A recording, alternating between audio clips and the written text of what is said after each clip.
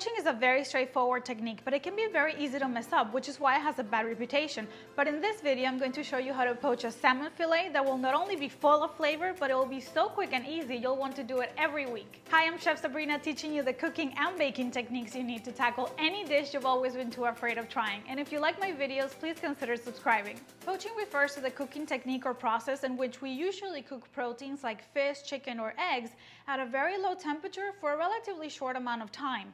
The temperature ranges from 160 to 180 degrees Fahrenheit or 71 to 82 Celsius. And really the time that we leave it in the poaching liquid will depend mainly on the thickness of the protein or what we want to get out of the poaching process.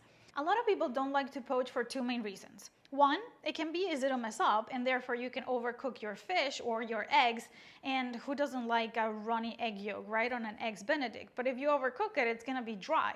And I'll do another video about how to poach eggs so you can learn that as well. And then the second reason is because people say that especially for fish, they lack flavor after they're poached. But let's think about this for a second.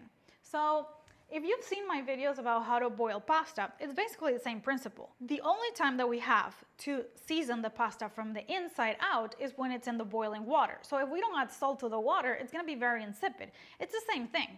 If we just poach a salmon or a chicken or even vegetables in just plain water, they're really not gonna taste that well. And then whatever flavor you put on top is just gonna be like on top. It's not gonna be inside. So what's the solution? We have to make a very flavorful liquid first. And that's what I'm gonna teach you today. So usually fish and chicken are poached in what's known as a coq bouillon. And it basically just means a short or a quick broth in which you put your water and then you season it with some onions, carrots, celery, bay leaves, maybe some parsley, white wine, salt, maybe some peppercorns, just very simple but very good aromatics. And you just boil it for about 30 minutes or even less. And honestly, there is not that much flavor that we can extract from these vegetables in just 30 minutes. So you could use just carrots and onions and celery because it is absolutely delicious and it's gonna be a very clean flavor for your fish or your chicken. But I like to spice it up and I like to make a very flavorful liquid so that my salmon in this case is gonna be full of flavor.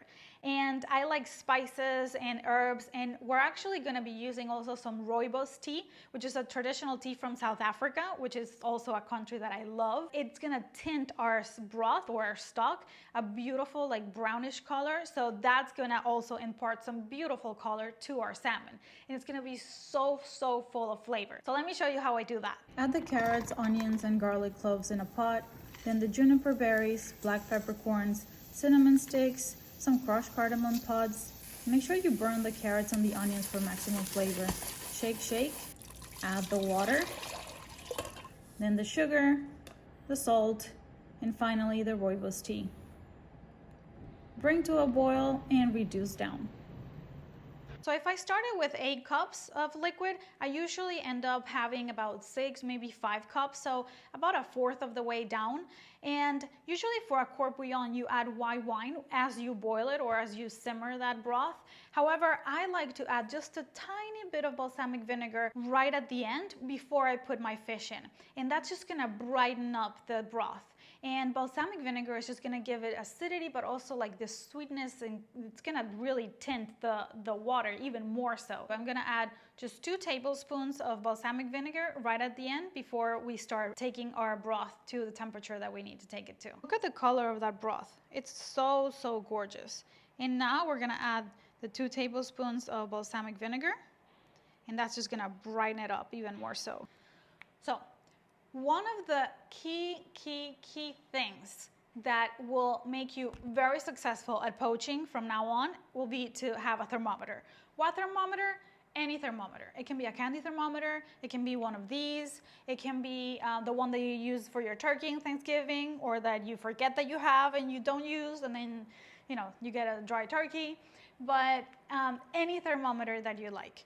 So we're gonna be very successful if we can actually control the temperature of the liquid to the T.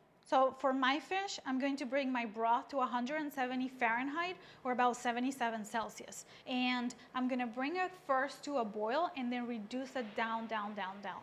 and then we'll add our salmon, and I'll show you how to do that. Okay, so my broth is almost at temperature, but I wanted to show you what I have here.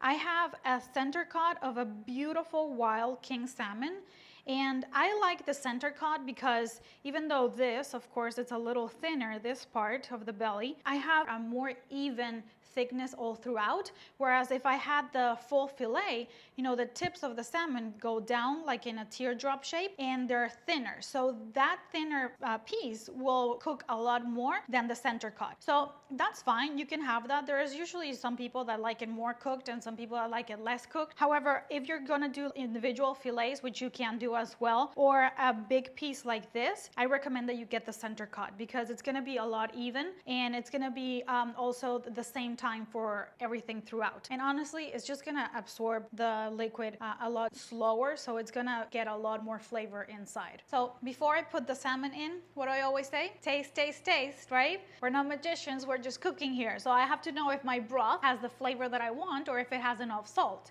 So let me see.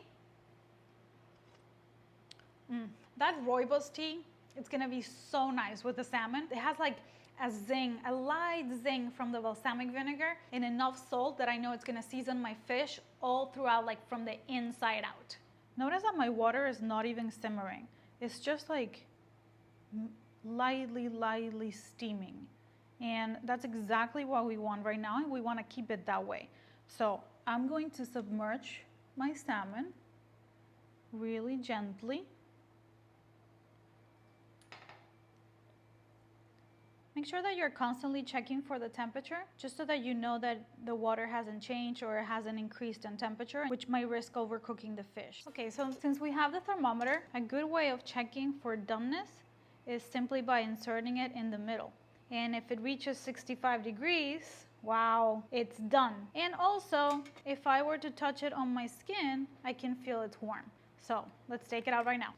And notice that on my plate, I have a kitchen towel, just because I want to catch all the water that might be draining out from it before I put it in my platter. Just make sure that you're gentle with it. And that's it. So I'm going to leave it there to drain, and then I'm going to transfer it to my platter and show you what I serve it with. Okay, so I've plated my poached salmon. And let me show you what I did. I have here some creme fraiche, some limes, Dijon mustard, some cornichons. You can add whatever you want. You can add a chutney, you can add maybe a balsamic glaze, or maybe some herbs like dill or capers as well. Or maybe this is just going to be on top of a salad that you're gonna serve. It's delicious with fennel, with endives. It's a good even by itself, like on a toasted piece of bread. I would just wanna show you that I didn't take any of the fat, like the fatty pieces off, because that helps maintain the moisture when it's poaching. So now you can just remove it if you'd like and just put it on the side. It comes right off. But I just don't like to do it ahead of time. So this is my favorite part. And I just want to show you how it flakes, because that's important. If it doesn't flake, it means it's overcooked.